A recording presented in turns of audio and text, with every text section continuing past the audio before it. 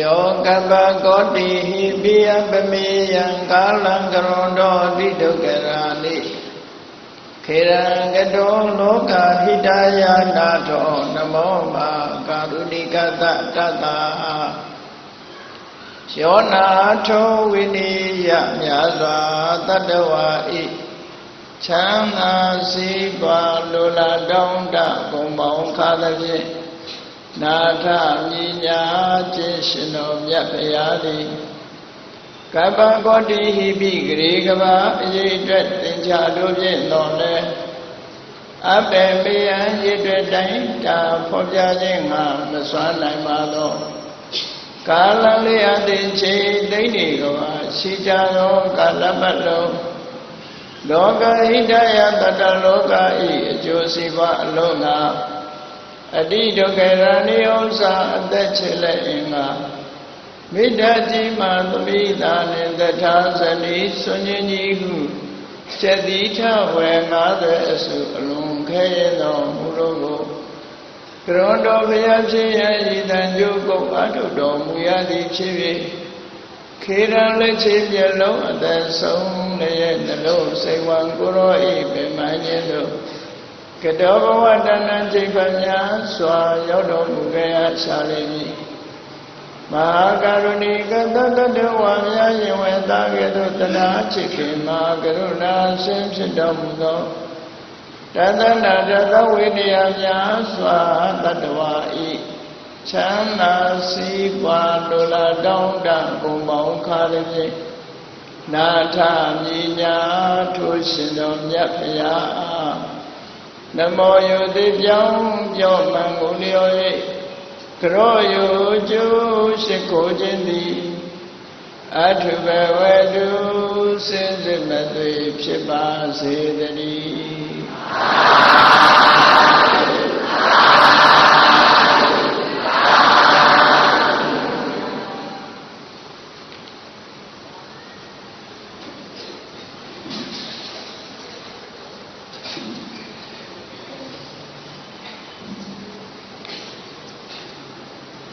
စိတ်ဓာတ်ပြောညံ့သူနဲ့စိတ်ဓာတ်ကြန့်ခိုင်သူ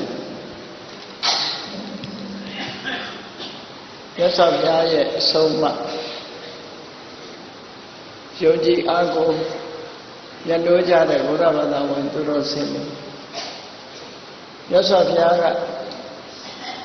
စိတ်ကိုဗဟုပြုပြီးတော့ဆုံးမဩဝါဒပေးလို့ရှိတယ်အရာရာမှာစိတ်ဓာတ်ဟာမြတ်ဓမ္မအရေးကြီး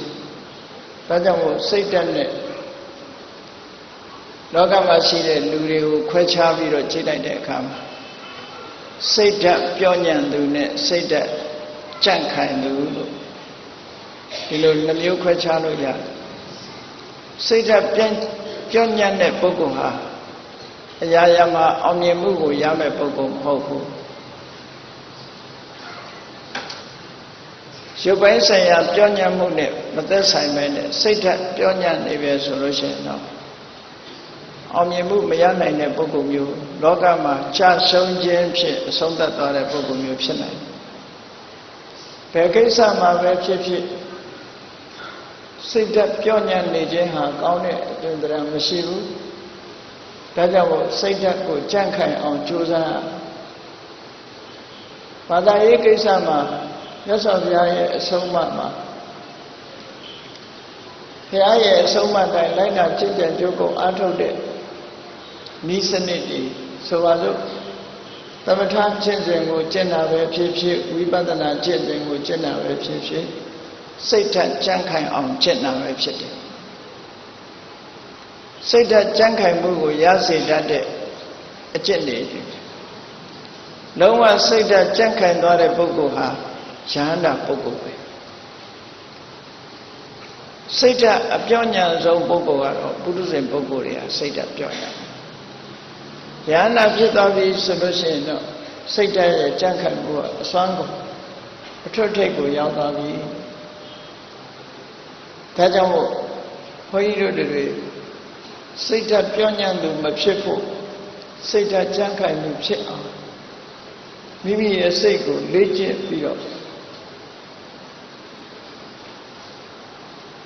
မြတ်စွာဘုရားအဆုံးအမတိုင်လိုက်တာဆောင်ရွက်ဖို့တန်တရားခရီးထဲမှာဘဝခရီးကိုရှောင်လန်းနေကြတဲ့ပုဂ္ဂိုလ်တိုင်းဟာ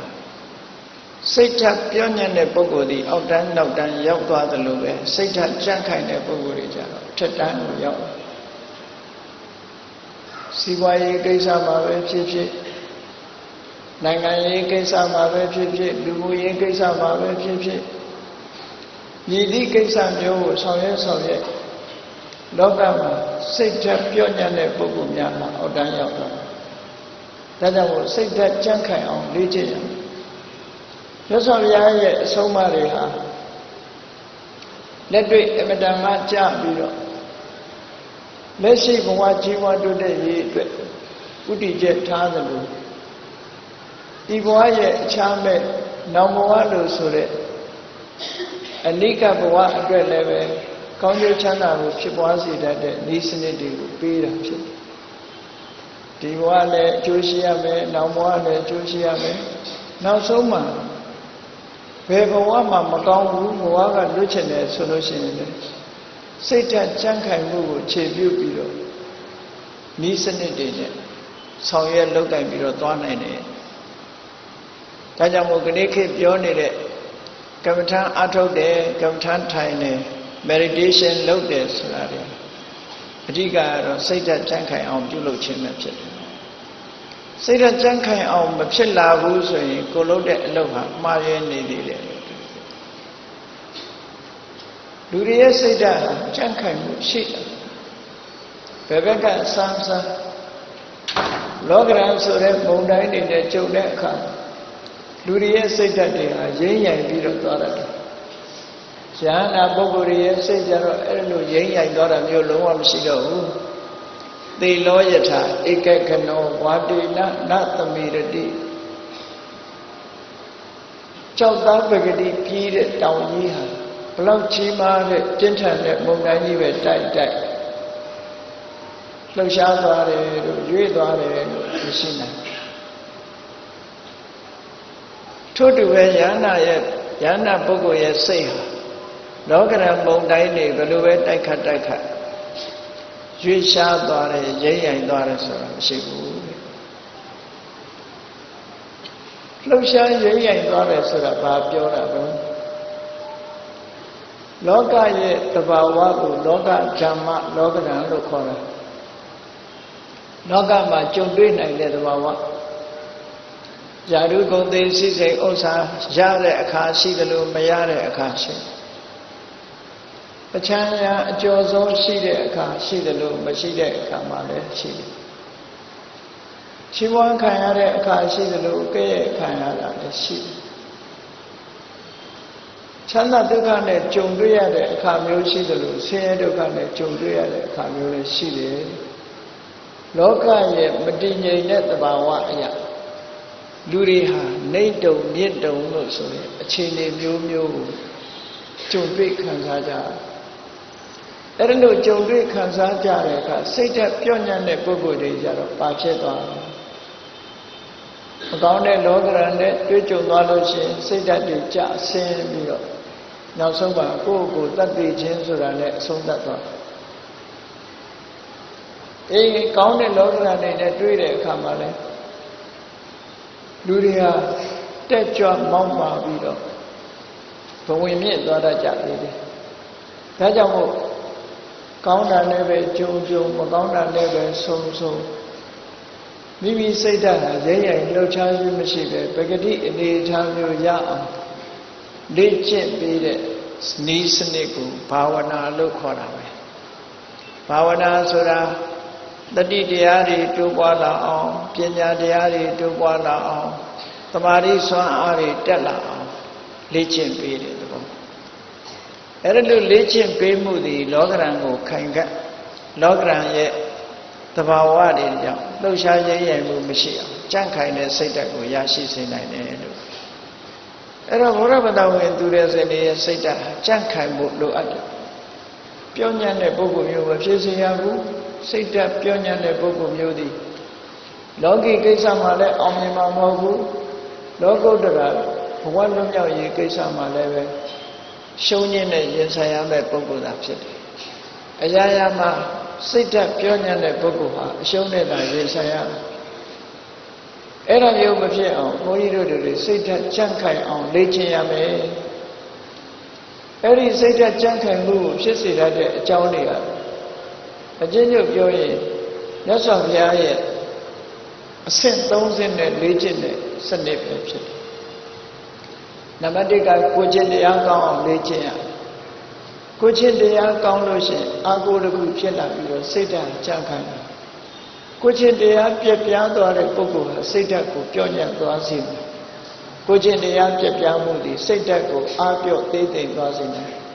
ငါမဟုတ်တာလုပ်တာပဲဆိုပြီးတော့လူရဲ့စိတ်ထဲမှာသူများတွေကကိုယ်အကြောင်းမသိတော့လည်းပဲကိုယ်အကြောင်းသိနေတော့အရေးမဲကြီးတို့ကိုချင်းချောင်းနေတယ်လို့ဖြစ်ပြီးစိတ်ဓာတ်ဟာတုံလုံးချောက်ချားနေတတ်တယ်ဒါကြောင့်မို့မြတ်စွာဘုရားကိုချင်းသီလနဲ့ပြည့်စုံအောင်ကြိုးစားအထောက်အမယ်ကိုချင်းသီလရှိတဲ့ပုဂ္ဂိုလ်ဟာစိတ်ဓာတ်ကြံ့ခိုင်မှုကိုရနိုင်ဘလောက်ပဲအဆိုးနဲ့ကြုံငါမှအာကိုးစရာသီလရှိတယ်ငါကိုချင်းတရားတွေကောင်းတယ်မဟုတ်တာမပြောဘူးမမှန်တာမလုပ်ဘူးလို့ဆိုတဲ့အာကိုးလောက်တဲ့ကိုချင်းသီလရှိထားတဲ့ပုဂ္ဂိုလ်ရဲ့စိတ်ဓာတ်ကြံ့ခိုင်တယ်ပေါ့ဘယ်လိုပဲအခက်ခဲတွေနဲ့ကြုံဒီပုဂ္ဂိုလ်မျိုးရဲ့စိတ်ဓာတ်ရင်းရင်သွားတာမျိုးရှိနိုင်ဘူးတဲ့ဒါကြောင့်မို့သီလဆိုတာနဲ့ကိုယ့်ရဲ့စိတ်ဓာတ်ကြံ့ခိုင်အောင်လေ့ကျင့်ပေးဖို့လိုအပ်တယ်ပေါ့နောက်တစ်ခုသမာဓိဆိုတာလည်းစိတ်ဓာတ်ကြံ့ခိုင်အောင်လေ့ကျင့်ပေးရဖြစ်တယ်သမာဓိဆိုတာအာယုတစ်ခုရဲ့ပုံမှာစိတ်ကိုထားနိုင်တဲ့စွမ်းရည်တတ္တိဟိုတွေးဒီတွေစိတ်တွေခြောက်ခြားပြီးတော့စိတ်တွေပြန့်လွင့်နေတဲ့အနေအထားတစ်ခုကြီးမိမိရဲ့စိတ်ဓာတ်ကိုပြောညံ့သွားစေတယ်အာယုတစ်ခုရဲ့ပုံမှာစူးစိုက်ထားနိုင်တဲ့စိတ်ဓာတ်အရာရာကိုဆုံးဖြတ်နိုင်ပြီးတော့ကြံ့ခိုင်ပြီးတော့အင်အားကောင်းတဲ့စိတ်ဓာတ်စွစွစီစီရှိလို့ရှိရင်ဘယ်အရာပဲဖြစ်ဖြစ်အင်အားရှိတယ်လို့ပြောတာပေါ့နော် unity is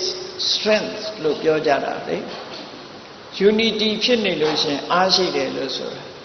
စိတ်ပါလဲထို့တူပဲစိတ်ကလည်း unity ဖြစ်နေဖို့လို့သမာဓိဆိုတာ unity ဖြစ်နေတဲ့သဘော unity မဖြစ်ဘဲနဲ့ diversity ဖြစ်နေပဲဆိုရင်စိတ်ဟာပြောညံ့သွားတာ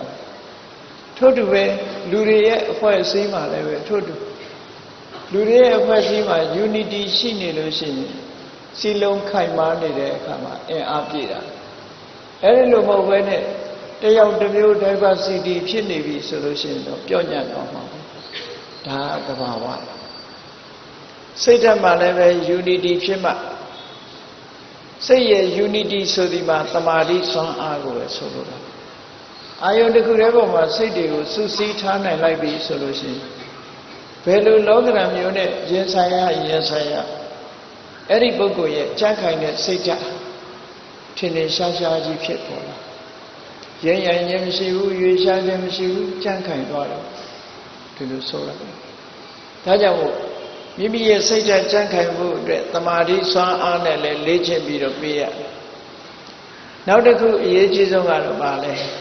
ဆင်ញင်တုံတရားလို့ဆိုတဲ့အသိပညာပဲအသိပညာရှိတဲ့ပုဂ္ဂိုလ်ကအကောင်းနဲ့တွေ့အဆိုးနဲ့တွေ့အကောင်းတွေ့လဲစဉ်းစားတယ်အဆိုးနဲ့တွေ့လဲစဉ်းစားတယ်အယံမဲ့စိတ်လှုပ်ရှားခြင်းမပြုဘူးကောင်းတာဆိုတာဝေဖန်ဆန်းစစ်ပြီးတော့မှလက်ခံတဲ့ရင်လက်ခံတယ်ပယ်တဲ့ရင်ပယ်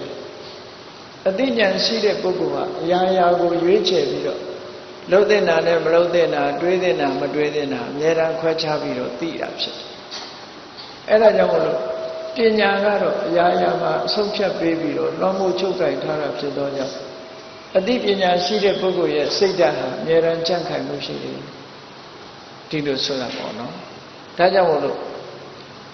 သီလနဲ့စိတ်ဓာတ်ကြံ့ခိုင်အောင်လေ့ကျင့်ရမယ်သမာဓိနဲ့စိတ်ဓာတ်ကြံ့ခိုင်အောင်လေ့ကျင့်ရမယ်ပညာရအောင်စီကူအထုတ်ခြင်းဖြင့်စိတ်ဓာတ်ကြံ့ခိုင်အောင်ကြည့်လေပညာတတ်သူနဲ့မတတ်သူစိတ်ဓာတ်ဘယ်သူကပိုကြံ့ခိုင်မလို့ဆိုစဉ်းစားကြည့်ပညာတတ်တဲ့ပုဂ္ဂိုလ်ကငါ့မှာပညာရှိတယ်ငါဘာမှမဆိုလုံးတတ်တယ်ငါဘာမှမဆိုသိတယ်လို့ဆိုတဲ့ပုဂ္ဂိုလ်တယောက်ဘလောက်အခက်အခဲတွေတွေ့သူ သူပညာအကိုနဲ့သူစိတ်ဓာတ်ကြံ့ခိုင်နေအဲ့ဒီလိုမဟုတ်ဘဲနဲ့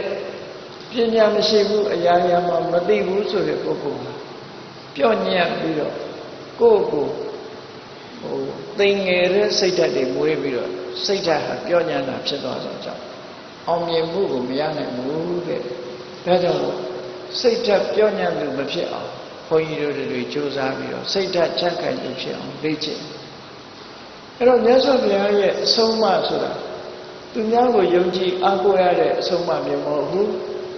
ဘာသာတရားတွေလောကမှာနှိုင်းယှဉ်ပြီးတော့ကြည့်လိုက်တစ်စိတ်တစ်စောင်းနဲ့လောကမှာရှိတဲ့မြတ်ဘာသာတရားတွေကိုနော်လေ့လာအကဲခတ်ပြီးကြည့်မယ်ဆိုလို့ရှိရင်အများစုကဘာလို့ဆိုနတ်ကိုးကွယ်တဲ့ဘာသာတွေရှိတယ်နတ်ဆိုဒီမှာမြေပြင်ကနတ်နဲ့ကောင်းကင်ကနတ်ဒါပဲกว่าနော်နတ်ကိုးကွယ်တဲ့ဆိုကြတဲ့ကတစ်ဖက်သားကိုအားကိုးတဲ့ဘာသာတရားတွေရှိပဲဘယ်ဘာသာချိGod ဆိုတာအလေးပြုထားတဲ့ဘာသာတွေ God Center Teaching လို့ဘုရားသခင်ဆိုတာကိုဘုံပြုပြီးတော့ဆုံးမဩဝါဒပေးတာဘုရားဘာသာမှာအဲ့လိုမရှိဘူးဘုရားဘာသာမှာအပြင်ဘကိုအားကိုးပြီးယုံကြည်တဲ့အနေအထားမျိုးမဟုတ်ဘူးဘုရားဘာသာကကိုယ်စိတ်ကိုကောင်းအောင်ကိုယ်ကိုကောင်းအောင်ပြုပြင်ရတဲ့ဘာသာတရားဖြစ်တယ်ကိုယ်အားကိုရတဲ့ဘာသာဒါကြောင့်အတ္တဟိအတ္တနောနာထောဆိုတဲ့စကားဟာအမြဲတမ်းသိလို့ရှိလောကမှာအားကိုးစရာဆိုတာကိုယ့်ကိုယ်ရဲ့အားကိုးရကိုယ့်ကိုအားကိုးတယ်ဆိုတာဘာလဲကိုယ်စိတ်ဓာတ်ကိုပြော့ညံ့ပြီးတော့မသွားအောင်သီလနဲ့ပံ့ပိုးမယ်သမာဓိနဲ့ပံ့ပိုးမယ်ပညာနဲ့တော့ပံ့ပိုးမယ်ကိုယ်ချင်းတရားကောင်းတယ်စိတ်ဓာတ်တည်ငြိမ်မှုရှိတယ်အသိပညာတွေထက်မြက်တယ်ဆိုလို့ရှိရင်အဲ့ဒီပုဂ္ဂိုလ်ဟာညီမြတော့လောကဓာတ်တွေနဲ့ကြုံအဆိုးလောကဓာတ်နဲ့ညီမြပဲကြုံအကောင်းလောကဓာတ်နဲ့ညီမြပဲကြုံလောကသဘာဝကြီးကိုလစ်လျူရှုပြီးတော့လှုပ်တဲ့လှုပ်ထိုက်တာကိုလှုပ်သွားလို့သူ့ရဲ့စိတ်ဓာတ်ဟာရင်းရိုင်လှုပ်ရှားပြီးတော့နှိမ့်ကျသွားခြင်းဘယ်တော့မှမရှိဘူးတဲ့ဒါကြောင့်မြတ်စွာဘုရားရဲ့အဆုံးအမဘုရားဘာသာဝင်သူတော်စင်အနေနဲ့ဒါအမြဲတမ်းလက်တွေ့ကြတဲ့အဆုံးအမတစ်ခုဖြစ်တယ်အလွန်ပဲကျေနပ်စရာကောင်းတယ်ဘုရားဘာသာဝင်ဖြစ်ရခြင်းဟာအလွန်ကျေနပ်စရာကောင်းဘယ်သူကမှအာကိုရတာမျိုးမဟုတ်ပဲနဲ့မိမိတို့ကိုယ်တိုင်ကောင်းမွန်အောင်လေ့ကျင့်ပြီးတော့ကိုယ်အားကိုယ်လုပ်ရတယ်ဆိုတာစိတ်သိကျေနပ်စရာကောင်းတာပေါ့အရာရာမှာသူများကိုမော်ကြည့်ပြီးသူများရဲ့အဆုံးအဖြတ်ခန်းနေရတဲ့ဟာဘလောက်ဒုက္ခရောက်တယ်လဲဆိုစဉ်းစားကြည့်လေကိုယ့်ကိုမဆုံးဖြတ်နိုင်ဘူးလို့ဆိုကြတဲ့ကသူများမျက်နှာကြည့်နေရတဲ့အနေအထားမျိုးမြတ်စွာဘုရားကသုဒ္ဓတစ်ခုမှဟောတယ်တပ္ပံပရဝတ္တံဒုက္ခံသူများအလိုလိုက်နေရတဲ့ဒုက္ခမတမကြီးမားတယ်လို့ဆိုတာပဲအေးဒါကြောင့်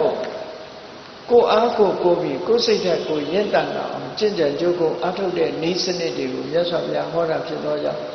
ဘုန်းကြီးတို့တွေဒီစနစ်အတိုင်းသီလကောင်းအောင်ကြိုးစားရမယ်သမာဓိတွေရင့်ကျက်အောင်ကြိုးစားရမယ်ပညာတွေထက်မြက်အောင်ကြိုးစားပေးရမယ်အဲ့ဒါလို့ကြိုးစားပေးမှလောကကြီးထဲမှာအောင်မြင်မှုဆိုတဲ့တရဖူကိုဆောင်းနိုင်ကြမှာဖြစ်တယ်ပေါ့ဒီဘဝမှာအောင်မြင်မှုရတယ်လို့နောက်ဘဝတွေမှာလည်းပဲအောင်မြင်မှုကိုရနိုင်တယ်လို့ဒီလိုဆိုတာဒါဖြင့်စိတ်ဓာတ်ပြောညံ့သူနဲ့စိတ်ဓာတ်ကြန့်ခိုင်သူတွေရဲ့အတွေးဟာဘယ်လိုများခြားနားနေလို့လဲများစွာမှခြားနားတယ်စိတ်ဓာတ်ပြောညံ့တဲ့ပုဂ္ဂိုလ်တွေနဲ့ပတ်သက်ပြီးလောကီရေးရာပဲဖြစ်ဖြစ်လောကုတ္တရာရေးရာပဲဖြစ်ဖြစ်လူမှုရေးကိစ္စပဲဖြစ်ဖြစ်စီးပွားရေးကိစ္စပဲဖြစ်ဖြစ်နိုင်ငံရေးကိစ္စပဲဖြစ်ဖြစ်ဘာကိစ္စပဲလို့စိတ်ဓာတ်ပြောညံ့တဲ့ပုဂ္ဂိုလ်ရဲ့အတွေးကတစ်မျိုး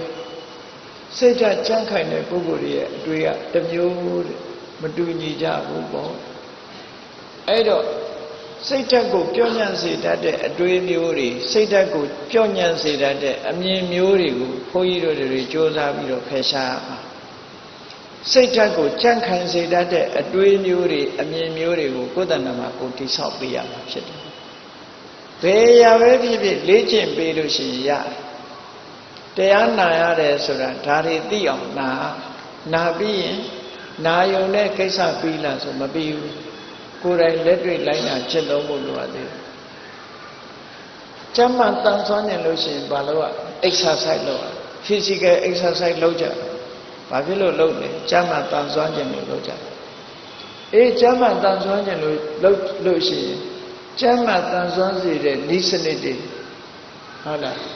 လက်ဆက်တဲ့လေးကိုရှုမယ်ကိုယ်နဲ့တင့်တော်တဲ့အစာအာဟာရကိုစားမယ်မမှန်လမ်းလျှောက်မယ်ဆိုတာမျိုးတွေပေါ့ကျမ်းမာရေးအတွက်အထောက်အကူဖြစ်တာလေဒီလိုလိုက်စားခြင်းဖြင့်လူတယောက်ဟာဒီကိုယ်ကာယကျမ်းမာမှုကိုရရှိနိုင်တယ်ဆိုတာအလုံးလက်ခံထားတာပဲထို့တူပဲစိတ်ပိုင်းဆိုင်ရာကျမ်းမာမှုကိုရဖို့ရအတွက်လေ့ကျင့်ပြီးတော့ယူရမှာမလေ့ကျင့်လို့ကတော့ဘာတစ်ခုမှမရဘူးလေ့ကျင့်ရမှာဖြစ်တယ်အဲ့ဒါလို့လက်တွေ့လုပ်ရမယ်အလုပ်တစ်ခုမြတ်စွာဘုရားသခင်ကိုရောမြတ်ကဆုံးမဩဝါဒပေးတာငါကိုအားကိုးကြငါပြောတဲ့အတိုင်းဟုတ်လားငါကိုရောမြတ်ပါလိမ့်မယ်ဆိုတာမျိုးဘယ်တော့မှမရှိဘူး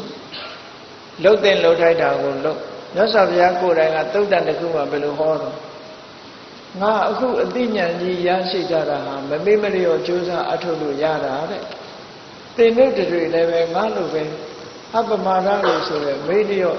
ရှင်မူချင်းကင်းတဲ့တတိကြီးမားစွာထားပြီးကျင့်ကြံကြိုးကိုအထုတ်မယ်ဆိုရင်သင်တို့လည်းပဲကြံ့ခိုင်တဲ့စိတ်ဓာတ်တွေရပြီးနောက်ဆုံးလွတ်မြောက်ကြမှာပဲလို့မြတ်စွာဘုရားကဒီလိုဟောတာနော်ငါလည်းကြိုးစားလို့ရတာမင်းတို့လည်းကြိုးစားဘယ်တော့ကျင့်တတ်เสียကောင်းတယ်နော်မင်းတို့ငါရဲ့အမည်နာမတော်ကိုတတ်လိုက်ငါကိုယ်တော်မြတ်ပေါ်လာပြီးတော့သင်တို့အားလုံးကိုကဲတင်တော်မူမယ်ဆိုတဲ့စကားတစ်ခုမှမပေါ့နော်တကယ်ရောတကယ်ဖြစ်နိုင်သလားဆိုတာစဉ်းစားကြည့်ပေါ့ဖြစ်နိုင်မယ်ဆိုရင်တော့တဏှေကုံထိုင်ပြီးတော့ကဲတော်မူပါပဲလုပ်နေရမှာပဲနော်မဖြစ်နိုင်ဘူးဖြစ်လဲဖြစ်တယ်လို့လည်းမရှိဘူးဒါကြောင့်မို့လို့ဘုန်းကြီးတို့တွေဒီအမှန်တမ်းခြေနှက်เสียကောင်းတဲ့မှန်ကန်တဲ့လမ်းကြောင်းပေါ်ကိုရောက်ပြီးတော့နေကြတယ်သို့တော့ကမ္ဘာလူဦးရေတန်ပေါင်း9000ကျော်ရှိတဲ့လူဦးရေအများစုကတော့ကဲတင်မဲ့ပုဂ္ဂိုလ်ကိုမျှော်လင့်နေကြတာဟာရိုးရာကြီးလိုဖြစ်နေပြီပေါ့ရိုးရာကြီးလိုဖြစ်နေကိုအားကိုပြီးကိုကောင်းအောင်ကြိုးစားဖို့ဆိုတာအချိန်မနှောင်းသေးခင်ကြိုးစားအထောက်ကြရမှာဖြစ်တယ်ကောင်းပြီစိတ်ဓာတ်ပြောညံ့သူဆိုတာဘယ်လိုအခြေအနေတွေကြောင့်စိတ်ဓာတ်ပြောညံ့သွားတာတော့အလိုလျောက်စိတ်ဓာတ်ကိုပြောညံ့တာလားဆိုမဟုတ်ဘူးအတွေးတွေကြောင့်ပြောညံ့ညတယောက်တည်းနေတဲ့အခါကြည့်တယ်လေကြည့်ရင်သူဘာတွေတွေးလဲငါတယောက်တည်းဒါတခုမှောင်လဲမှောင်လိုက်တာအခုချိန်ပြန်တရေကြီးလာရင်ဘယ်လိုနေလဲဟောကိုယ့်ကို6တာလေ6ရင်ကနေပြီး6ခက်တဲ့ကြာလာပြီဆိုပြီးတော့လန့်တာဖြတ်အဲ့ဒီအတွေးကစအဲ့ဒါလို့မဟုတ်ဘဲနဲ့စိတ်ဓာတ်ကဘာမှကြောက်စရာမရှိဘူးငါတယောက်တည်းလေဘာကြီးလာခဲ့ငါမကြောက်ဘူးဆိုတဲ့စိတ်ဓာတ်နဲ့ဆိုဟောမကြောက်ကြအဲ့ဒါလိုပဲပေါ့ကိုအားကိုးထားတဲ့ပုဂ္ဂိုလ်တယောက်မှာဒီစိတ်ဓာတ်ပြောညံ့သွားတာမျိုးရှိနေတယ်အဲ့တော့မြတ်စွာဘုရားကဒေသနာတော်တစ်ပုဒ်မှာဒီဓမ္မရေးရာနဲ့ပတ်သက်ပြီးတော့စိတ်ဓာတ်ပြောညံ့စေတတ်တဲ့အကြောင်းအရာတွေကိုဟောထားသို့တော်လည်းလောကရေးရာနဲ့ပတ်သက်လာလို့ရှိရင်လေစိတ်ဓာတ်ကိုပြောညံ့စေတာပဲဒီအခြေအနေတွေကလောကအတွက်ပဲဖြစ်စေဓမ္မရေးရာအတွက်ပဲဖြစ်စေစိတ်ဓာတ်ပြောညံ့စေတတ်တဲ့အရာဟာတူတူပဲလို့ဒီလိုမှတ်ရနော်ဒါကြောင့်မို့စိတ်ဓာတ်ပြောညံ့သွားတာဟာဘာကြောင့်စိတ်ဓာတ်ပြောညံ့သွားတာတော့လို့သေချာဆန်းစစ်ပြီးတော့ကြည့်တော့မြတ်စွာဘုရားဒေသနာတော်တစ်ပုဒ်မှာဟောထားတာဘယ်လိုဟောလဲသူဘာနုပတ္တိဝိဟရန္တသူဘာနုပတ္တိဝိဟရန္တအလားပါတွေကလည်းအမြဲတမ်းရှာကြည့်နေတဲ့ပုဂ္ဂိုလ်လှတာကိုမမောနေတဲ့ပုဂ္ဂိုလ်အตาယာမှုကိုသာလိုက်ရှားနေတဲ့ပုဂ္ဂိုလ်ဒီလိုဆိုလိုတဲ့ပေါ့နော်လောကကြီးမှာตาယာကိုကြည်နူးဝယ်တွေကိုသာလိုက်ရှာပြီးတော့ကြည်နေတတ်တဲ့ပုဂ္ဂိုလ်ตาယာကြည်နူးမှုကိုလုံးဝမမောနေတတ်တဲ့ပုဂ္ဂိုလ် အဲ့ဒီပုဂ္ဂိုလ်ဟာစိတ်ဓာတ်ပြော့ညံ့သွားစေနိုင်တယ်တဲ့ဘာဖြစ်လို့လဲဆိုတော့ तू ကအကောင်းကြိုက်တာကိုအကောင်းကြိုက်တော့အကောင်းကြီးပဲ तू ကကြည့်တယ်အဆိုးကို तू မစင်စားဘူးမစင်စားပဲနဲ့အဆိုးဆိုတာရုပ်တရက်သူ့စီမှာပေါ်လာတဲ့အခါမှာ तू ကစိတ်ဓာတ်ကျသွားအမှန်ကိုတွေးထားတာမဟုတ်ဘူး तू ကအကောင်းဘက်ကကြီးပဲကြည့်ထားဒါကြောင့်မို့သူ့ဘာနုပတ္တိဆိုတာလှပတာတွေတင့်တယ်တာတွေဒါတွေကိုဘယ်အမြဲတမ်းစိတ်ထဲကနှလုံးသွင်းပြီးတော့ရှာကြမ်းနေတဲ့ပုဂ္ဂိုလ်ရဲ့စိတ်ဓာတ်ဒီအကောင်းကြိုက်အလှကြိုက်တဲ့ပုဂ္ဂိုလ်ရဲ့စိတ်ဓာတ်ပြော့ညံ့သွားတဲ့စိတ်ဓာတ်မျိုးဖြစ်တယ်ပြော့ညံ့စေတတ်တယ်ရဲရင်တဲ့စွမ်းရည်တတ္တိမျိုးကိုမရစေနိုင်မဲနဲ့ပြော့ညံ့တဲ့စိတ်ဓာတ်မျိုးဖြစ်ပေါ်စေတတ်တယ်ဒါကြောင့်မို့လူလောကဒီကြီးပွားတိုးတက်အောင်လုပ်တဲ့အခါပဲဖြစ်စေဓမ္မရေးရာနဲ့ပတ်သက်ပြီးတော့ကျင့်သုံးတဲ့အခါပဲဖြစ်စေပြော့ညံ့စေတတ်တဲ့အမြင်မျိုးတွေအတွေ့မျိုးတွေမထားရဘူးတဲ့ဒါဖြင့်စိတ်ဓာတ်ကြံ့ခိုင်မဲ့ပုဂ္ဂိုလ်ကတော့ဘလို့တွေးတုံဆိုအတုပါနုပတ္တိဝိရတံအမှန်မြင်တယ်သူကစားရပါတယ်ဆိုတာအလုံးမှာပြောကြတယ်မို့လားလို့အင်္ဂလိပ်တို့အသုံးရှိတယ်လေအလှဆိုတာဒီ beauty is skin deep ဆိုတဲ့စကားရှိတယ်လေအပေါ်ယံလေးပဲလှတယ်မလှဘူးဆိုတာအပေါ်ယံလေးပဲအရေးပြားလေးပေါ်မှာပဲဆုံးသက်နေတယ်လို့ဆိုတာပြောကြအဲ့ဒါကအမှန်မြင်တာပဲအမှန်မြင်တာပဲအလှအပအသာအရာလောက်ကိုသာမမောကြည့်နေတာမဟုတ်ဘူးလောကမှာအမျိုးစုံရှိတယ်ဆိုတာကိုအမှန်အတိုင်းသိအောင်ကြည့်ရှုတတ်တယ်ပေါ့လှတာကိုလှတယ်လို့ကြည့်တတ်တယ်မလှတာကိုမလှဘူးလို့ကြည့်တတ်တယ်အလှနဲ့မလှခွဲခြားပြီးတော့ကြည့်တတ်တဲ့ပုဂ္ဂိုလ်အမှန်မြင်တဲ့ပုဂ္ဂိုလ်ဖြစ်တယ်အမှန်မြင်တဲ့ပုဂ္ဂိုလ်ဖြစ်သည့်အတွက်ကြောင့်သူကတော့စိတ်ဓာတ်ကိုကြံ့ခိုင်ရင့်တန်စေတတ်တဲ့အတွေ့လို့ဒီလိုပြောတာနော်အကောင်းကြိုက်လုံးအားကြည့်လို့ရှိရင်စိတ်ဓာတ်ရင်းရိုင်သွားတတ်တယ်အကောင်းကြည့်တယ်မကြိုက်ရဘူးအကောင်းလည်းရှိတယ်အဆိုးလည်းရှိတယ်ဆိုတာကိုသိဖို့လိုအပ်တယ်ပေါ့တရားဓမ္မကျင့်ကြံကြိုးကုပ်အားထုတ်တဲ့ပုဂ္ဂိုလ်ဆိုရင်ပို့လို့အန္တရာယ်များတယ်ပေါ့နှစ်သက်စရာအာယုန်တစ်ခုတည်းပေါ်မှာမိမိမူမူဖြစ်ပြီးတော့နေပြီဆိုရင်သူ့စိတ်ထဲမှာဘာတွေဝင်လာတော့ဆိုရင်လောဘဆိုတဲ့အတွေးတွေဝင်လာတယ်တွေ့တာမှုတွေဝင်လာတယ်တွေ့တာမှုတွေဝင်လာတော့ထိုတွေ့တာမှုကြောင့်ရရှိလာမဲ့ခံစားမှုဒုက္ခဆိုတာတွေကိုမျောလင့်လာတယ်မျောလင့်လာသည့်အတွက်ကြောင့်ကြိုးကြိုးဆန်းဆန်းလုံးဝရတဲ့အလုပ်မျိုးကိုသူကမလုပ်တော့တက်တာနေပြီးတော့စိန်ခံနေတဲ့စိတ်ဓာတ်မျိုးတွေပေါ်လာသည့်အတွက်ကြောင့်သူစိတ်ဓာတ်ကပြော့ညံ့သွားတယ်လို့ဒီလိုပြောတာနော်ပြော့ညံ့သွားတယ်လောကမှာကြည့်ဖို့စီးပွားလုပ်တဲ့ပုဂ္ဂိုလ်ကလည်းပဲဒီလိုစိတ်ဓာတ်ပြော့ညံ့နေလို့ရှိရင်စီးပွားရေးအောင်မြင်မှာမဟုတ်ဘူးလူမှုရေးလုပ်လို့နေရာမှာလည်းပဲစိတ်ဓာတ်ပြော့ညံ့တဲ့ပုဂ္ဂိုလ်ဟာအောင်မြင်မှာမဟုတ်ဘူးဘယ်အရေးကိစ္စပဲဖြစ်ဖြစ်စိတ်ဓာတ်ပြော့ညံ့နေလို့ရှိရင်အောင်မြင်မှာမဟုတ်ဘူးတဲ့အမှန်သိပြီးကိုယ်စိတ်ဓာတ်ကိုကြံ့ခိုင်အောင်ကြိုးစားအထောက်ဖို့လိုတယ်ပေါ့ဒါကြောင့်မို့ဒီနှစ်ခုကိုနှိုင်းယှဉ်ပြီးတော့ကြည့်အလှပကိုအမြဲတမ်းအလှပကိုသာရှာကြည့်လို့တဲ့ပုဂ္ဂိုလ်အလှပတဲ့သာနေမျောနေတဲ့ပုဂ္ဂိုလ်မေ့မျောနေတဲ့ပုဂ္ဂိုလ်ဟာစိတ်ဓာတ်ပြော့ညံ့သွားတဲ့ပုဂ္ဂိုလ်ဖြစ်တတ်တယ်အမှန်ကိုသိပြီးလောကကြီးမှာအလှပဆိုတာရှိတယ်မလှမပတာတွေလည်းရှိတယ်တင့်တယ်တာရှိတယ်လို့မတင့်တာတွေလည်းရှိတယ်အမှန်အတိုင်းသိအောင်ကြိုးစားအထောက်တဲ့ပုဂ္ဂိုလ်ကြတော့စိတ်ဓာတ်ဟာပြော့ညံ့ပြီးတော့မသွားဘူးကြံ့ခိုင်တဲ့အနေအထားမျိုးရရှိတယ်ဟောပညာနဲ့အမှန်သိတာမသိတာဒီလိုကွာသွားတယ်ပေါ့နော်ဟောနောက်တစ်ခုပြောမယ်ဆိုရင်စိတ်ဓာတ်ပြော့ညံ့သွားတဲ့ပုဂ္ဂိုလ်ဟာဣန္ဒြိယေသူအတံဝုတ္တံမျက်စိတို့နားတို့နှာခေါင်းတို့လျှာတို့ကာယတို့မနတို့ဆိုတာလူတွေရဲ့ဒီပြင်မနဲ့ဆက်သွယ်တဲ့ sense organ တွေ6မျိုးရှိ sense organ တွေ6မျိုးရှိတယ်မျက်စိနဲ့ပြင်ဘက်ကအဆင်းအာယုန်တွေဆက်သွယ်တယ်နားနဲ့အသံတွေဆက်သွယ်တယ်နှာခေါင်းနဲ့အနံ့ကိုဆက်သွယ်တယ်လျှာနဲ့အရသာကိုဆက်သွယ်တယ်ခန္ဓာကိုယ်နဲ့အထီးတွေကိုဆက်သွယ်စိတ်နဲ့ကြံတွေးသိတဲ့အာယုန်တွေကိုဆက်သွယ်လာတယ်ဟောပြင်ပနဲ့ဆက်သွယ်တဲ့ organ တွေနဲ့ပတ်သက်လာပြီးတော့လုံးဝလွတ်ထားတဲ့ပုဂ္ဂိုလ်မျိုးလုံးဝလွတ်ထားတဲ့ပုဂ္ဂိုလ်မျိုးလက်ခံတဲ့ဟာကိုလက်ခံလို့မလက်ခံတဲ့ဟာကိုလက်မခံပဲညှင်းပယ်လို့အဲ့ဒီလိုမလုပ်ဘဲနဲ့အာယုမှန်သမျှကိုလက်ခံသိမ့်ပိုက်တတ်တဲ့ပုဂ္ဂိုလ်မျိုးမျက်စိအမြင်ကနေပြီးတော့ဖြစ်ပေါ်လာမဲ့ကောင်းတဲ့အာယုကိုမြင်လို့လောဘဖြစ်တာမထိန်ချုပ်ဘူးမကောင်းတဲ့အာယုမြင်လို့ဒေါသဖြစ်ရင်လည်းမထိန်ချုပ်ဘူးနားကအတန်ကြားလို့ကောင်းတဲ့အတန်ကြားရင်လည်းလောဘဖြစ်တာကိုမထိန်ချုပ်ဘူးမကောင်းတဲ့အတန်ကြားလို့ဒေါသဖြစ်တာကိုလည်းမထိန်ချုပ်ဘူးကြည့်လေတစုံတစ်ယောက်ကကိုယ့်အပြစ်ကိုလာပြောလိုက်တယ်တယောက်ယောက်ကလာပြောတယ်ဘယ်လိုပြောနေတယ်အတန်ကြားလိုက်တာနဲ့ဒေါသမထိန်ချုပ်ဘူးဆိုပြဿနာတက်မှာပေါ့ဒီလိုဆိုတာပေါ့နော်ဘယ်အရာပဲဖြစ်ဖြစ်မျက်စိကမြင်တဲ့အရာပေါ်မှာလောဘဖြစ်တာကိုထိန်ချုပ်ဖို့လိုတယ်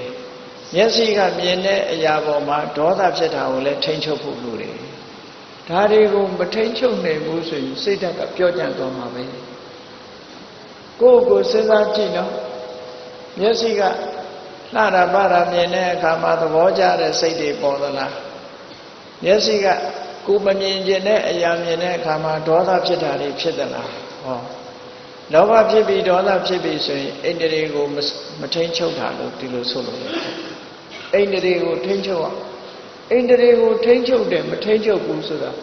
မကြည့်ပဲနေတာပြောတာမဟုတ်ဘူးနားမထောင်ပဲနေတာပြောတာမဟုတ်ဘူးမျက်စိဆိုတာကြည့်စရာရှိရင်မြင်မှာပဲလေမြင်စရာရှိမြင်မှာပဲနားကလည်းကြားစရာရှိကြားမှာပဲအလုံးဆိုလို့ရှိရင်မမြင်ရလို့မမြင်မဲနေမျက်စိကန်းတဲ့လူတွေဒီကိစ္စတွေအောင်မြင်နေမှာပေါ့နားကန်းနေတဲ့လူမကြားရင်ဒေါသငြိမ့်နေမှာပေါ့ဒီလိုဆိုလိုတာမဟုတ်ဘူးဒါကြောင့်မို့မျက်စိကမြင်လာတဲ့အာယုံပေါ်မှာလောဘဖြစ်ရင်ထိန်ချုပ်ရမယ်ဒေါသမဖြစ်အောင်ထိန်ချုပ်ရမယ်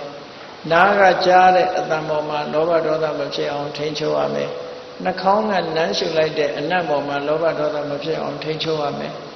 လျှာကအရသာခံရတဲ့အပေါ်မှာလောဘဒေါသမဖြစ်အောင်ထိန်ချုပ်ရထိန်ချုပ်တယ်ဆိုတာဘာပြော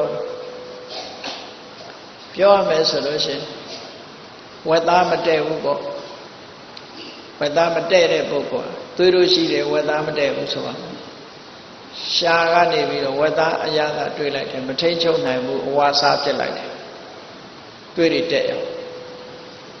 အချိုကြိုက်တယ်စီးကြိုရှိတယ်စီးကြိုရှိတယ်အချိုကြိုက်တော့လဲစီးကြိုရှိတဲ့အခါရှားကနေပြီးတော့အချိုတွေ့တဲ့အခါမထိန်ချုပ်ဘဲနဲ့စားလိုက်မယ်ဆိုရင်တခါစီးကြိုတက်ပြန်ပြဿနာတက်တယ်ဆိုအဲ့ဒါပြောတာနော်ထိန်ချုပ်ကလျှာကိုလည်းလျှာကနေပြီးတော့ကိုကြိုက်တဲ့အရာသာဖြစ်လာရင်လောဘမဖြစ်အောင်ထိန်ချုပ်မကြိုက်တဲ့အရာသာဆိုလည်းဒေါသမဖြစ်အောင်ထိန်ချုပ်အောင်ဒီထိန်ချုပ်မှုတွေကလုံးဝလုံးအဲ့ဒါကိုပြောတာအိန္ဒြိယေသူအတ္တဝုတ္တံနဲ့မထိန်ချုပ်ဘူးဆိုရင်အဲ့ဒီပုဂ္ဂိုလ်ဟာပြဿနာတက်တယ်အေးချာအိန္ဒြိယေဆိုတာ sense organ 6မျိုးကိုပြောတာဒီနေ့နော်မျက်စိနဲ့ပတ်သက်ပြီးထိန်ချုပ်မှုမရှိဘူးနားနဲ့ပတ်သက်ပြီးထိန်ချုပ်မှုမရှိဘူးနှာခေါင်းနဲ့ပတ်သက်လို့ထိန်ချုပ်မှုမရှိဘူးလျှာနဲ့ပတ်သက်ပြီးထိန်ချုပ်မှုမရှိဘူးကိုယ်ကာယနဲ့ပတ်သက်ပြီးထိန်ချုပ်မှုမရှိဘူးစိတ်အကြံတွေးတွေနဲ့ပတ်သက်ပြီးတော့လည်းထိန်ချုပ်မှုမရှိဘူးဆိုလို့ရှိရင်အဲ့ဒီပုဂ္ဂိုလ်ပြဿနာဖိတ်ခေါ်နေတဲ့ပုဂ္ဂိုလ်ဖြစ်လို့ပြဿနာတွေနဲ့လုံးလက်ခပြီးစိတ်ဓာတ်ပြော့ညံ့စေတတ်ပြော့ညံ့သွားတဲ့အနေအထားမျိုးရောက်သွားတဲ့ပုဂ္ဂိုလ်မျိုးပဲဖြစ်တယ်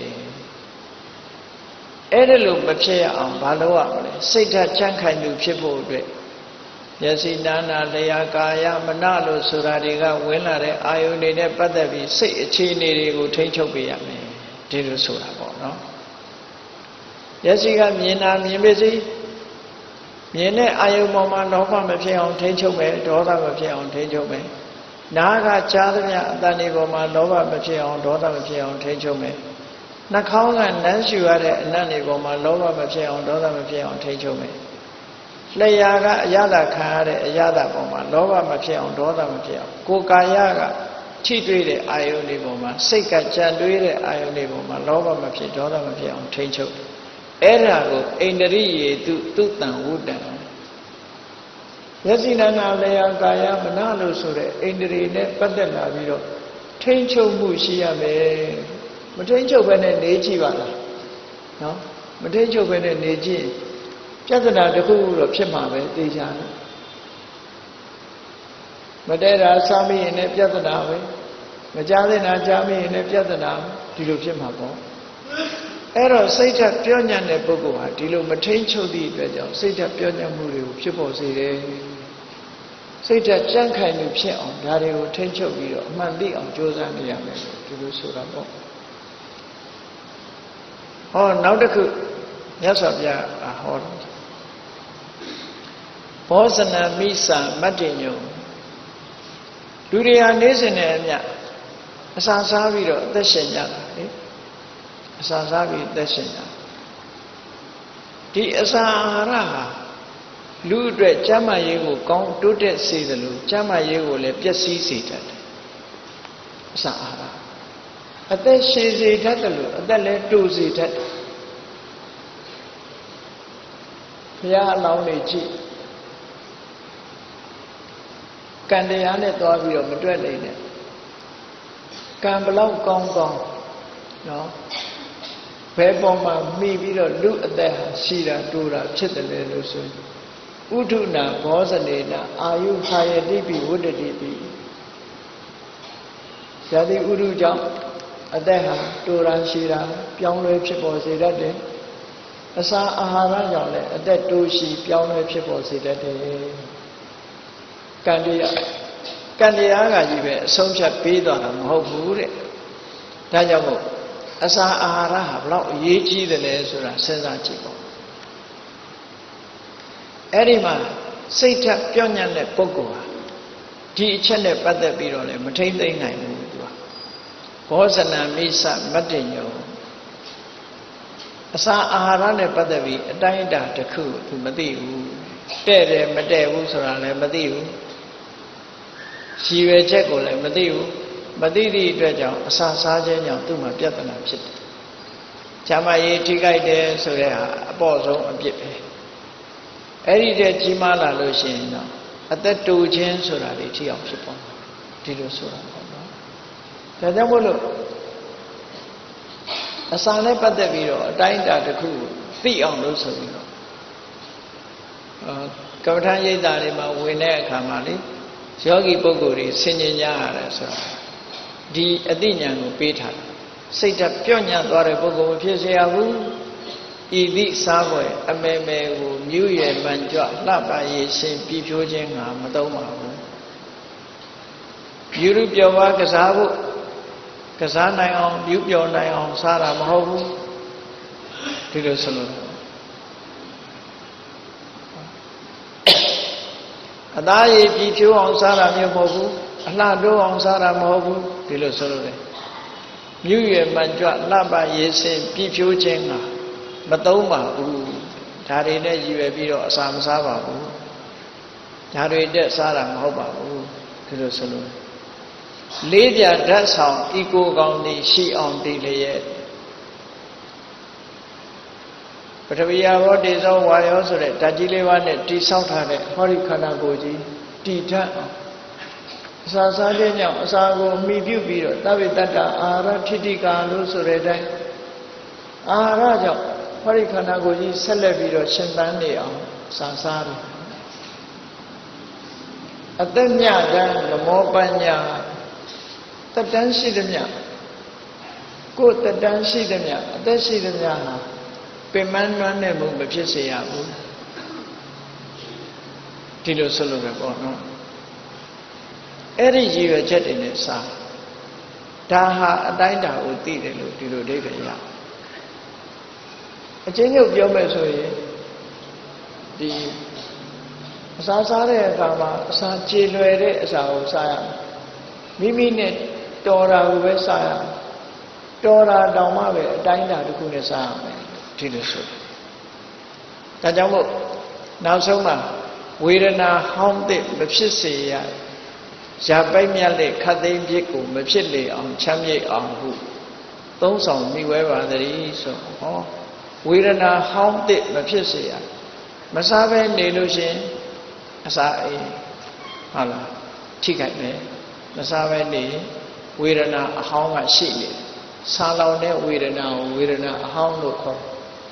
ဝေဒနာအသစ်ဆိုတာအစာလွန်ခြင်းကြောင့်အစာမကြေတာတို့ဗိုက်အင်တာတို့ဒါမျိုးတွေဝေဒနာအသစ်လို့ခေါ်အဲ့တော့ဝေဒနာအဟောင်းကိုလည်းပျောက်စေရမယ်ဝေဒနာအသစ်ကိုလည်းမဖြစ်စေရဘူးရာပိုက်မြတ်လက်ဆိုသွားလို့လာလို့နေလို့ထိုင်လို့ကောင်းုံလောက်ပဲစားရမယ်အလွန်ကြီးမစားရဘူးဟောတာတွေကစိတ်ဓာတ်ကြံ့ခိုင်မှုအတွက်အထောက်အကူတွေဖြစ်တယ်အဲ့ဒါလို့မဟုတ်ပဲနဲ့စားကြတာစားမယ်တဲ့တာရောမတဲ့တာရောကြိုက်တာစားလိုက်တာစားပြီဆိုလည်းအတိုင်းတာမရှိဘူးအေးလူတွေကပြောကြသေးတယ်နော်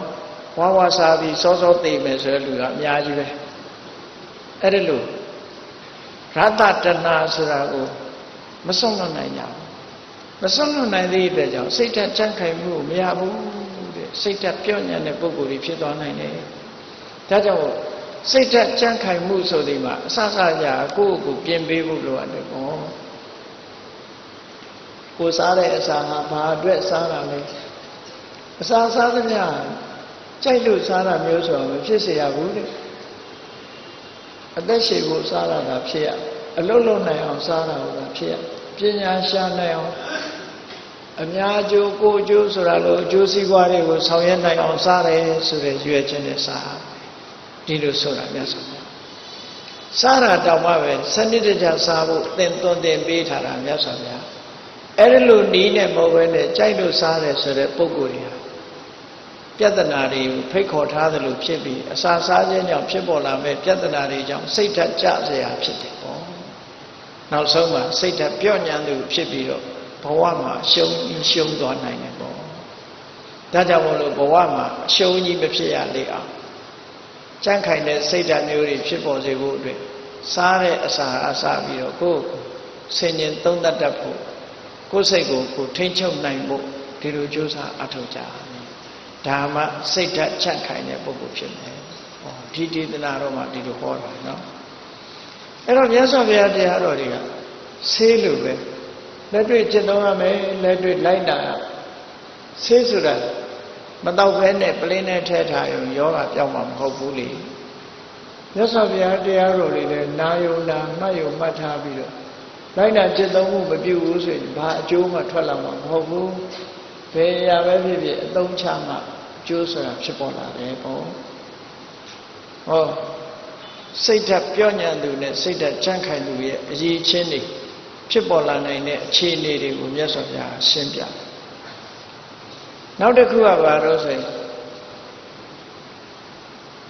စိတ်ဓာတ်ပြော့ညံ့မှုဖြစ်ပေါ်စေတဲ့အကြောင်းတစ်ခုကဘာလို့ဆိုကုတိတာအပြင်းထူခြင်းပဲပြင်းထူတယ်နော်အိပ်မိရင်လည်းမထတော့ထိုင်မိရင်လည်းမထတော့အပြင်းထူဆိုတာဟာဘယ်နေရာတက်တက်တာတာနေရပါမလဲဆိုတာအပြင်းထူတက်တက်ကြွကြွလုပ်ရမယ့်ကိစ္စတွေကိုမလုပ်ဘူးထိုင်မိရင်မထတော့ဘူးအိပ်မိရင်လည်းမထတော့ဘူးဆိုတဲ့အပြင်းထူတဲ့ပုဂ္ဂိုလ်မျိုးအတွေးနဲ့တည်းမဲ့အချိန်ဖြုံးနေတဲ့ပုဂ္ဂိုလ်မျိုးအဲ့ဒါကိုအပြင်းထူသူလို့ဒီလိုပြောတယ်နော်အပြင်းထူတဲ့ပုဂ္ဂိုလ်ဆိုတဲ့စကားလုံးကိုကုတိတာလို့ခေါ်တယ်ကုတိတာဆိုတာရုပ်ပြည့်စင်ကြဲနဲ့မြုပ်သွားတဲ့ပုဂ္ဂိုလ်လို့ဒီလိုအဓိပ္ပာယ်ရတယ်လူလောကလူအတိုင်းဝိုင်းထဲမှာအပြင်းထူတဲ့လူဟာဘယ်တော့မှပေါ်လာမှာမဟုတ်ဘူးမြုပ်သွားမှာပဲနော်သူဟာလူသိထင်ရှားဘဝရောက်လာမှာမဟုတ်ဘူးအောက်တန်းနောက်တန်းရောက်ပြီးတော့နောက်ဆုံးမှာလူတွေအတိုင်းဝိုင်းကနေမြုပ်ွယ်သွားနိုင်တယ်ပေါ့ပျောက်ွယ်သွားနိုင်တယ်ရေထဲမှာဆုံးမြုပ်သွားသလိုပြင်းရတဲ့ပုဂ္ဂိုလ်ကလည်းလူလောကမှာထက်တန်းကိုရောက်လာမှာမဟုတ်ဘူးမြုပ်သွားနိုင်တယ်အဲ့ဒီပြင်းရမှုဟာလည်းပဲစိတ်ဓာတ်ပြော့ညံ့ခြင်းအကြောင်းတစ်ခုပဲကိုယ့်ကိုအားပေးရ ပြင်းနေတော့မဖြစ်ဘူးဆိုတာမပြင်းအောင်ကိုယ့်ကိုအပြင်းကိုနှိမ်နှင်းပေးရဒီလိုဆိုတာပေါ့နော်ရှေးကဆရာတော်ကြီးတွေကဆုံးမတယ်ပြင်းရင်ဖြင်းလိုက်မယ်ဆိုတာနော်ပြင်းရင်ဖြင်းလိုက်တယ်တချို့ကြတော့နောက်ကပြင်းကနေချတာတော့ပါသေးနော်ပြင်းတယ်ဖြင်းတယ်ပြင်းကနေဆိုရိုက်ခံအဲ့ဒါလိုတွေဖြစ်တတ်တယ်ဒါကြောင့်မို့လို့အပြင်းရဲ့နောက်မှာအဖြင်းရောက်တတ်တယ်ပေါ့ပြင်းရခြင်းဟာစိတ်ဓာတ်ပြောင်းညံ့မှုတွေမကောင်းတဲ့အလားအလာတစ်ခုဖြစ်ပေါ်စေတယ်ဒီလိုဆိုတာပေါ့ဒါကြောင့်မို့အပြင်းထူသူမဖြစ်စေရဘူးတဲ့နောက်ဒါပြင်စိတ်ဓာတ်ကြံ့ခိုင်ဖို့အတွက်ကတော့ဘာတွေလိုအပ်တုံးဆိုရင်တတ္ထယုံကြည်သူကိုယ့်ဘဝကိုယ့်ကိုအားကိုးသူယုံကြည်သူဖြစ်ရတတ္ထဆိုတာကောင်းတဲ့အလုပ်လုပ်ဖို့စိတ်ဝင်စားတယ်ယုံကြည်တယ်ထက်ထက်မြက်မြက်ရှိတယ်အဲ့ဒီပုဂ္ဂိုလ်မျိုးဖြစ်ဖို့လိုတယ်တတ္ထလို့တင်လှုပ်ထိုက်တဲ့ကိစ္စတစ်ခုနဲ့ပတ်သက်ပြီးတော့လုပ်ဖို့စိတ်ဝင်စားတယ်အလုပ်ကိုစိတ်ဝင်စားတယ်ကုသိုလ်ရေးနဲ့ပတ်သက်ပြီးစိတ်ဝင်စားတယ်သီလကျင့်စဉ်တွေကျင့်ဖို့စိတ်ဝင်စားတယ်သမာဓိထူထောင်ဖို့စိတ်ဝင်စားတယ်အသိပညာတွေတိုးတက်ဖို့စိတ်ဝင်စားတယ်ဆိုတဲ့တတ္တဆိုကိုယ့်ကိုယုံကြည်တဲ့ confidence ဆိုတဲ့တရားစွမ်းအားတွေနဲ့ပြည့်စုံမှုလိုအပ်တယ်အဲ့ဒီ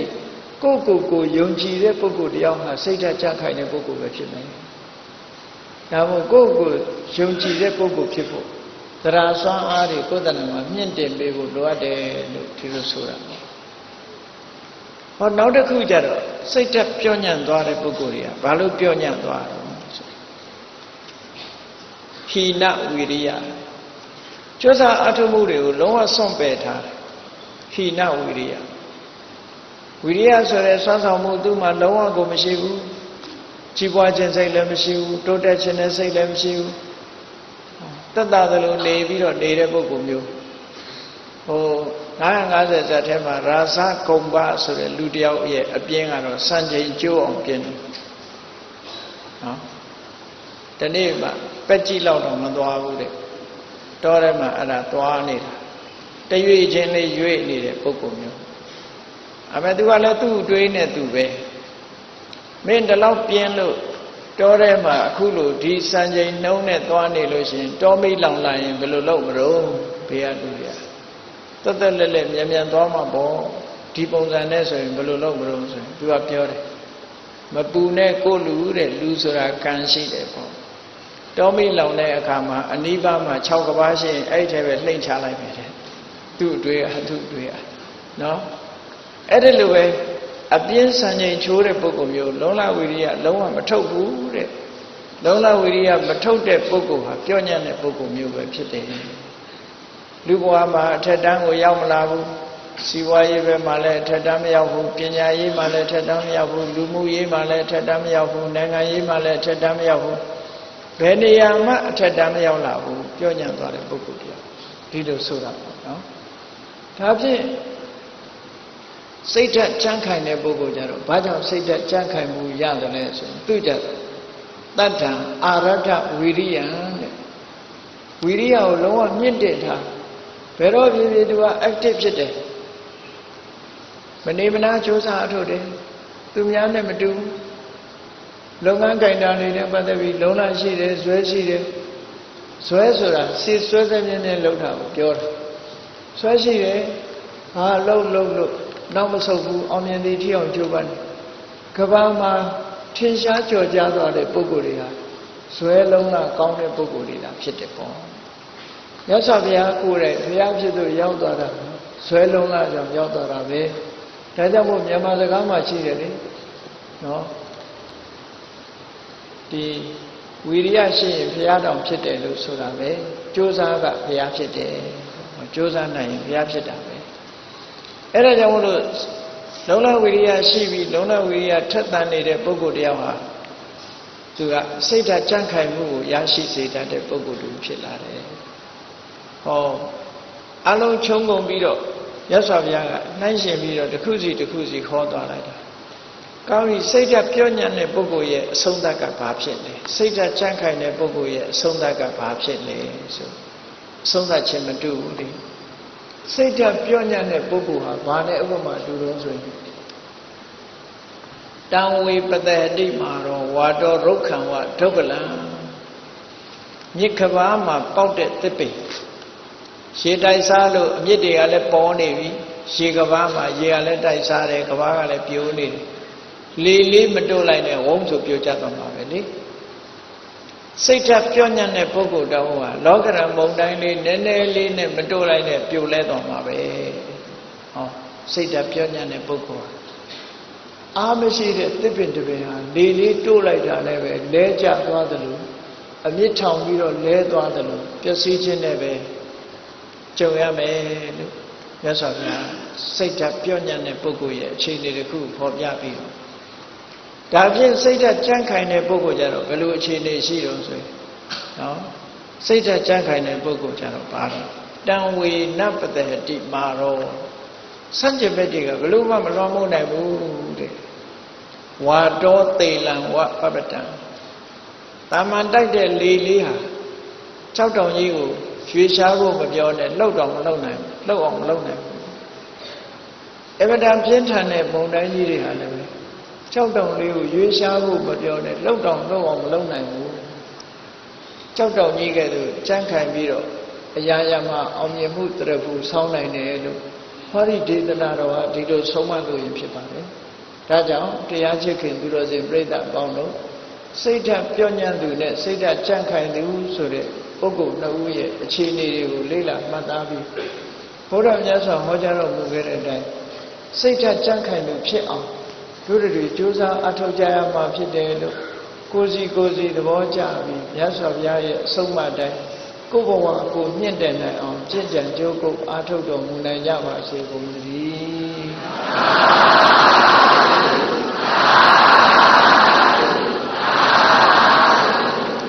မေတ္တာပို့ရအောင်တတ္တဝါများစွာသေရန်กว่าသံဃာကြပါစေတတ္တဝါများစွာသေရန်กว่าသံဃာကြပါစေမေတ္တာရေချမ်းသံဃာဖြံဉာဏ်ကြပါစေမေတ္တာရေချမ်းသံဃာဖြံဉာဏ်ကြပါစေသက်ရှိကျမ်းမာစိတ်ချမ်းသာဝိရသန္တပြည့်ပါစေသက်ရှိကျမ်းမာချမ်းသာဝိရသန္တပြည့်ပါစေဘုံလံကဒုက္ခပင်ကစားမေတ္တပုံနေတုသင်္ကမမနောတရတိသဝေတံဘဝယံတုဒုက္ခနကမေတ္တာပုံနေတုသင်္ကမစုပေါင်းပုအမေတ္တာဓမ္မရောက်ယူပါဝင်ဝေလာမင်းနဲ့ရောက်ခြင်းရှေယုံပေါင်းစုံရခြင်းကြောင့်သဗ္ဗေတံပြည့်မဲ့ဥတုံလုံးစုံများစွာတတ္တဝါတို့၏မနောတရတိမြင်မြန်ဖြူစင်အေးကြည်လင်းသည့်ရေစဉ်ပြည့်တင်းစိတ်နှလုံးတည်ဟူသောရေအိုင်ကြီးအတွင်၌ဒုက္ခဝေဒနာစင်ထောရအေးမြจิตတာယာပွင့်လန်းချမ်းသာဒုက္ခတည်ဟူသောကုမုဒ္ဒရာကြာပန်တို့သည်ဖုံးလန်းတော်ဝန္တာရှင်မြို့ဝမုံလူလျက်ကြည်နုွယ်ကြုံဖူးပွင့်ကြကုန်သည်ဖြစ်ပေဒုက္ခနကလေအောင်လေးတဲ့ရောရှက်တင်ကြပိတိတိဟုသောယနံတို့သည်ဘဝယံဒုက္ခံစွာမဲ့သွေကြိုင်လည်၍နေကြပါစေကုန်သတည်း